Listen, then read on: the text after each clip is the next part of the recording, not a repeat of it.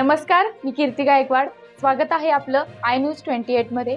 चला तर मग जाणून घेऊयात महाराष्ट्रातल्या ताज्या घडामोडी. कोदेगान पेट्रोल पंप जवळ कार व दुचाकीचा भीषण अपघात, 2 जण गंभीर जखमी. नागपूर जिल्ह्यातील सावनेर तालुक्यातील खापा महामार्गावर कोदेगान पेट्रोल पंप जवळील वळण रस्त्यावर दुचाकी व चारचाकी कारच्या अपघातात 2 जण गंभीर जखमी झाले. ही घटना रविवार जुलै 14 ला सकाळी 10:15 च्या दरम्यान घडली. जखमी धीरज रणधई, वय 23 वर्ष, व गुंडेराव दियेवार, वय 49 वर्ष, हे दोघे गंभीर जखमी झाले असून सालई मोकासा तालुका पारशिवनी जिल्हा नागपूर येथील रहिवासी आहे.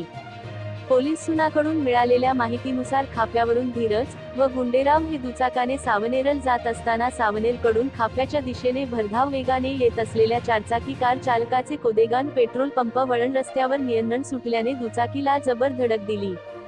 धडक ऐवढी जवळ होती की दोघेही दुचाकीसह डिव्हायडरवर जाऊन आदळले. या घटनेत दुचाकीवरील धीरज व गुंडेराव गंभीर जखमी झाले. या घटनेची माहिती खापा पोलिसांना मिळतातच खापा पोलीस घटनास्थळी दाखल झाले. जखमींना हितेश दादा बनसोडे यांच्या रुग्णवाहिकेने सावनेर प्राथमिक आरोग्य केंद्रात दाखल करण्यात आले. प्राथमिक कारवाई प्रमोद बनसोड यांनी केली असून पुढील तपास खापा ठाणेदार सुनील दहिभाते यांच्या मार्गदर्शनात खापा पोलीस करीत आहे. प्रतिनिधी पुरुषोत्तम नागपूरकर, सावनेर तालुका ची रिपोर्टर.